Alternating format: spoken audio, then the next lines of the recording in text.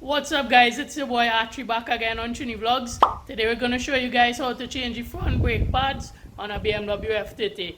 Before we get started, smash the like button, subscribe to the channel and turn your notification bell on. Alright, let's go guys.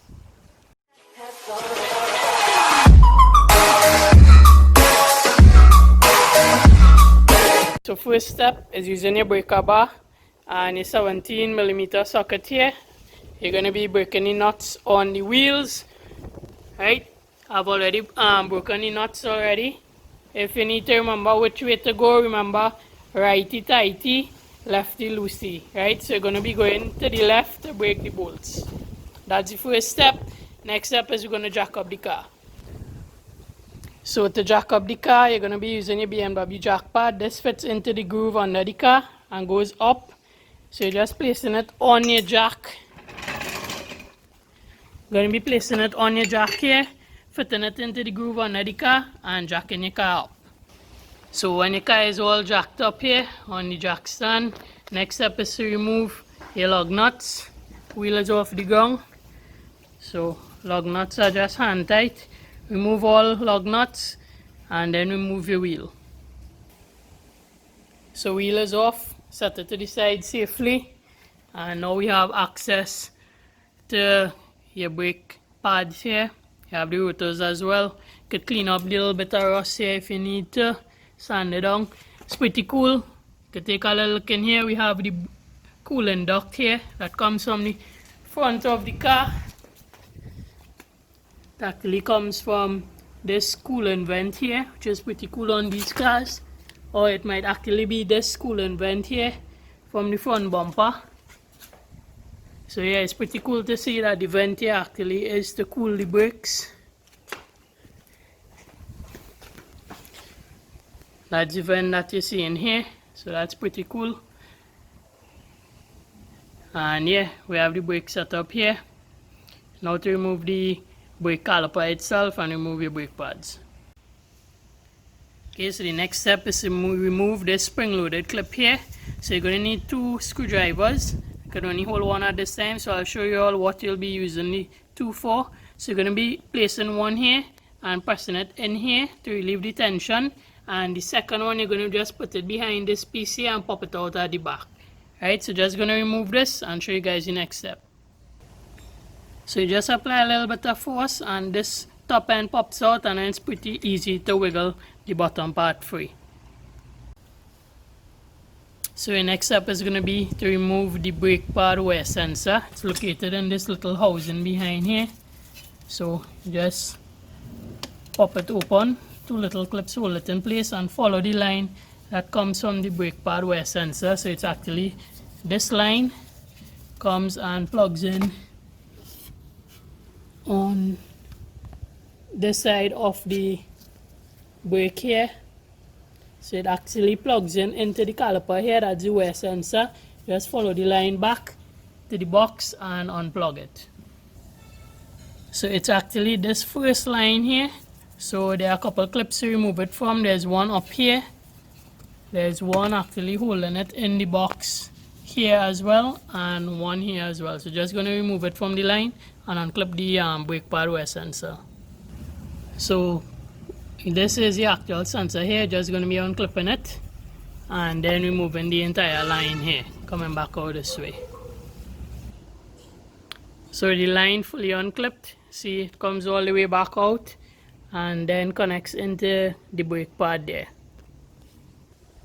So your next step will be to slacken 2 bolts that holds the caliper to the rotor. So there's one bolt here and one lower down as well. It's very difficult to show, but one at the bottom there as well.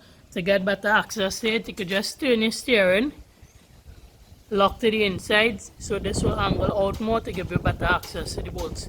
So we're going to do that and slacken the bolts and show you guys the next step. Okay, so just turn the wheel here so we have better access.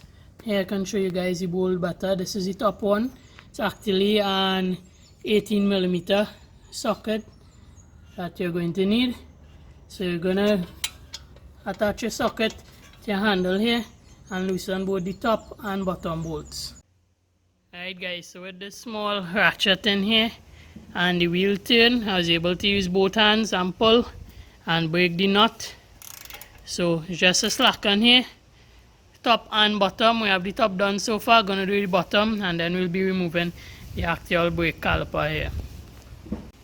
Alright guys, so the 2 bolts off, you would be able to slide your brake caliper, the entire thing, off. You don't want to have it hanging by this brake line here though, so I've improvised with a wire rack here, and you just hang it off this to take the pressure off the brake line, and you would be able to get your front part off. My front part off, which was this way in there I believe, or the other way around. So yeah, the front, it was this way actually. So front pads off. You can see pads are pretty worn here. Show you in comparison with the brand new pads just now. So yeah, next step I'll show you guys is we're gonna compress back the piston into here. So I'll show you how we're doing it. Alright guys, so the wire rack wasn't really cutting it. Brake caliper was a little bit too heavy and began to hang down from it. So we replaced it with a crate here. If you have a crate, fits long way. Pretty nice to hold it there. So while we have that there, I'll show you guys to compress the piston. Just go into where your brake fluid is. You're using a 10mm socket. Just turning these 90 degrees and loosening them, and then we'll have access to the brake coolant reservoir here. So we're just going to be opening the cap and resting it back there to make sure nothing spills. That's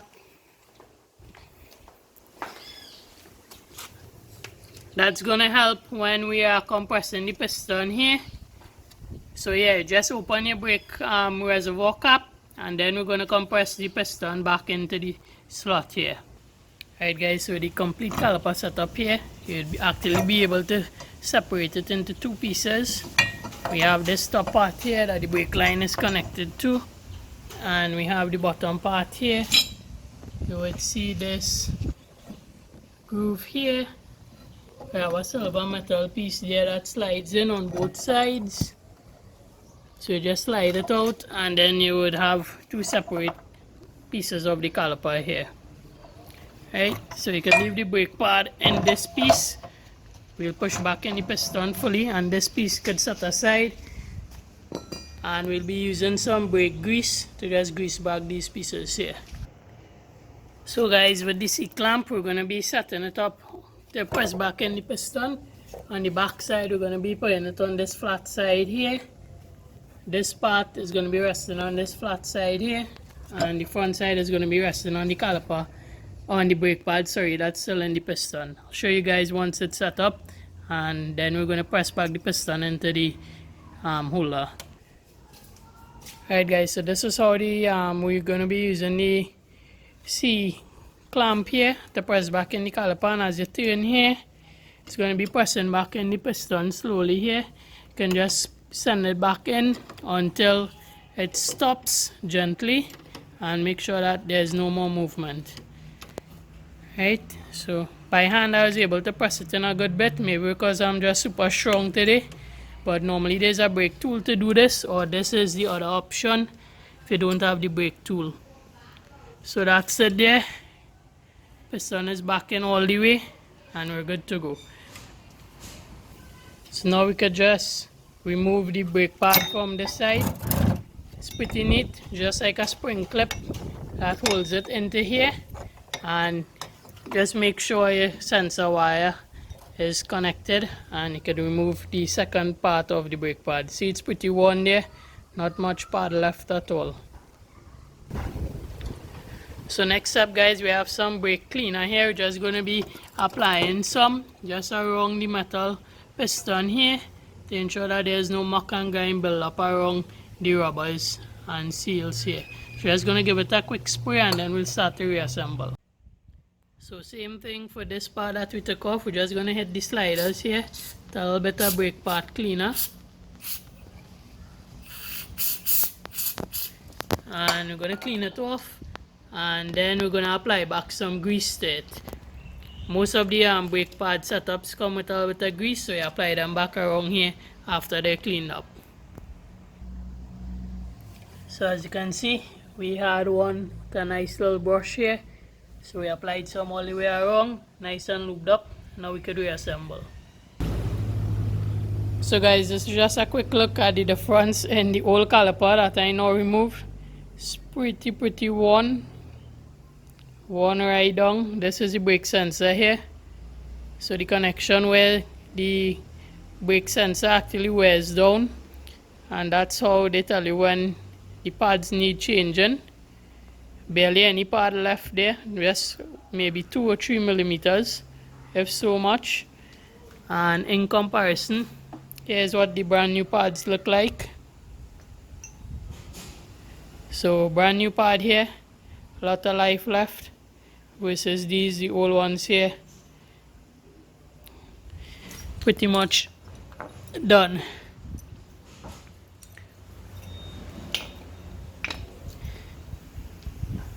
Side by side comparison, brand new pads on top versus worn pads here. Yep, so don't cut it this close. I like to live life on the edge. After a track day, been driving a little while, needed to change, so here we are. So guys, before we start reassembling, you need to attach a new brake wear sensor. This is it here, this little tab here just clips back into the new brake pad, and we have the rest of the sensor here. Just make sure to connect that before you start reassembling the caliper with the pad. So next step is we'll take this part of the caliper and we're going to be reinserting it back into the secondary back part with the piston. So make sure it's nice and lubed up and insert it. Alright, so we have one side of the brake pad back in here with the new brake pad wear sensor there connected here. And now we're just going to insert this part, the second brake pad, up in here like this, and we're going to put the whole assembly back over the rotor here, and then we place the brake clip. So the brake pad that's already on the inside there, it goes in this way, and these 3 metal springs actually go into the piston and it holds it in place, and the brake wear sensor attaches in this little groove here. Just to clip in and you hear it click. It clicks into place. So we have the whole assembly back up. Just gonna put it back over the rotor and we should be good to go. Right guys, so assemble caliper with both brake pads back onto the rotor. Hardest part was to just get back these bolts through the holes and lined up. Once you have both of them lined up though, you can stick your head all the way in the back here and look this way to make sure caliper is lined up with the holes, and then get the bolts through. After that, just gonna tighten them back up with the ratchet and replace the spring clip here. Okay guys, so second to last part is the brake pad wear sensor connected here. You're just gonna be clipping it back in. So there are 3 places. First part, it's gonna be this part here is gonna be clipped back into here.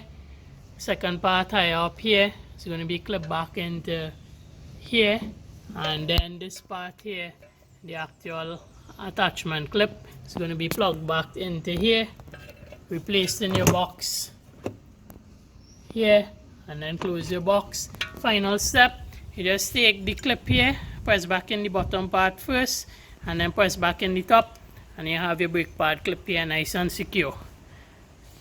Last step is just to replace the wheel and we're good to go on this side. Okay guys, so wheels are back on. You need to just torque back your bolts down to spec, and remember to close back down your brake fluid reservoir. So close back down your brake fluid reservoir and replace this. And next we're going to show you guys how to reset the brake sensor wear indicator on the inside of the car. Alright guys, so this is how we resetting the brake pad change wear indicator inside the car. So you press your starter button once, then you're just going to be pressing and holding this button for about 10 seconds here, and you'd see the reset menu come up here. So engine oil there, reset possible, no. So you press again. Front brake pad reset possible, yes. So you're just going to press again and hold to reset. Form reset, press again and hold, and resetting in progress. So that's it, guys. Reset successful, and it's going to be due in 46,000 kilometers again. Alright guys, so we showed you all the procedure to do one side. That was the side with the wear indicator. The other side is pretty much the exact same thing, except you don't have a brake pad wear indicator to change. So that's it. After you do it, make sure to reset your brake pad wear indicator on the RE drive, as well as pump your brakes on the inside of the vehicle a couple times to get back fluid flowing in the system, else when you mash brakes, you wouldn't get anything. So that's it, guys. If the video helped you all, like the video, smash the subscribe button, and see you all for the next one. Trini Vlogs out.